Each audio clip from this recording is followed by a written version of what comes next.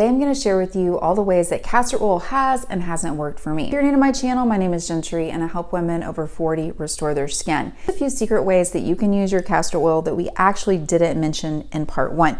The first thing I want to address is eye floaters, because there's so much information about what it can and can't do regarding eye floaters. And if you're like me, eye floaters can be pretty debilitating. If you don't know what a floater is, floaters are those little things that are annoying that float in front of your vision. Sometimes they look like little dots, sometimes they look like little strings. What if it does help increase the circulation? What if it does help ease some of the symptoms? Which the good part is it actually did. It helped ease that tension. Another really good benefit that I discovered from massaging it gently on my eyelids at night is that it did help with dry eyes. Now, there's a lot of information out there about, if you look on the interweb, that says, do not put castor oil directly in your eyes, like no matter what the TikTok influencers say. Well, I've actually never heard any influencer say put it directly into your eyes. The way that it's commonly used is it's massaged lightly on clean eyelids with clean fingers using the right type of castor oil, meaning hexane-free, organic. And some of it does seep into your eyes, which helps lubricate your eyeballs.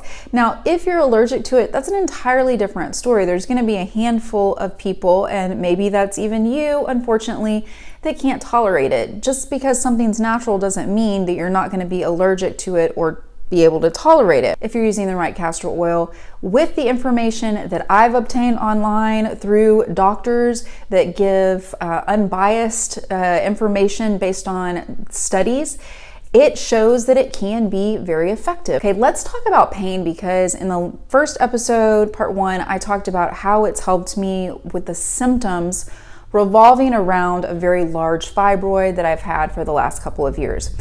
When I went to my 1-year appointment, I talked about how it didn't decrease in size necessarily, but it did help with the symptoms.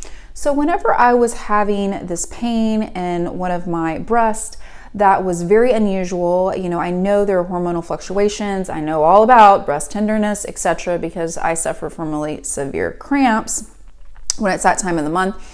I realized that this was definitely irregular. It was out of character. It was during a random time, and honestly, it got me worried. So I thought, well, hey, as I mentioned in part 1, it helps me with my arthritis. It helps me with other types of pain. Let me just try. I kid you not. Within a couple of days, the pain not only subsided in my breast, it actually went away. The pain entirely went away and it never occurred again. So the proof is in the pudding, my friend. The proof is in the pudding. I believe it does help with inflammation and pain, and the different ways that you can use it, I mentioned a lot of those in part 1. So if you missed it, definitely go back and watch that. Now, this is something that I didn't mention before because I realize it's a sensitive subject. A lot of people might be embarrassed to ask about it, but I made a video a while back about the usage of castor oil and the mention of using it down there for down there care. And I had tons of people asking how to use it. So look, it is so common. 90% of people experience some type of discomfort, inflammation, such as hemorrhoids at some point in their life, especially as they get older, after they bear children, those types of things. Particularly if you are involved in sports, lifting heavy things, there's so many different causes. So it's nothing to be embarrassed of. Everybody experiences it, just nobody wants to talk about it.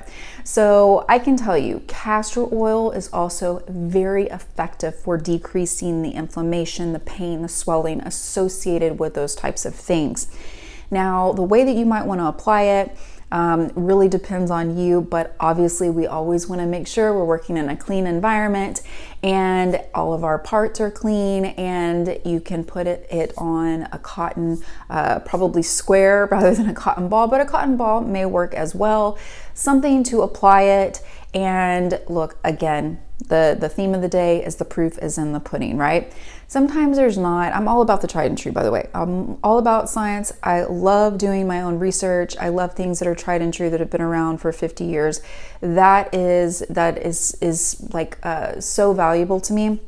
But sometimes you have to go with the proof of the people. What is working for so many thousands or millions of people? If they're saying this is working, it's hard for me to believe that it's all a placebo, especially if I try it myself.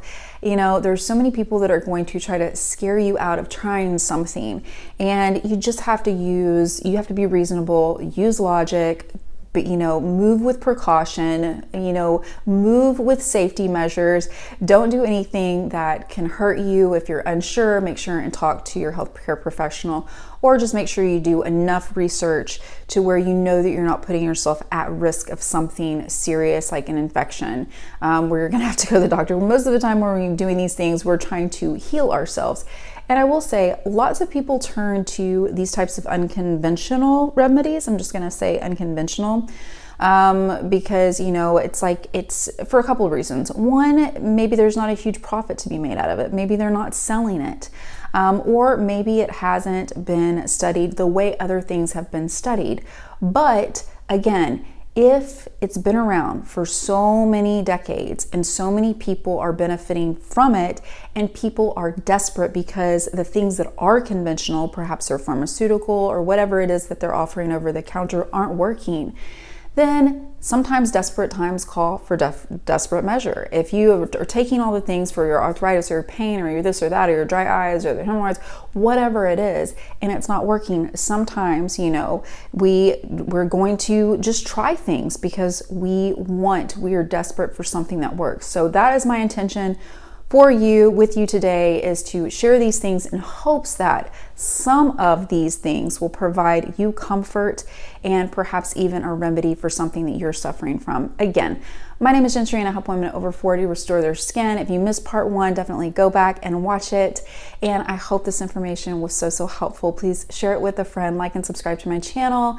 And remember, the more you know, the more you glow. If you have questions, drop them below. Ciao for now.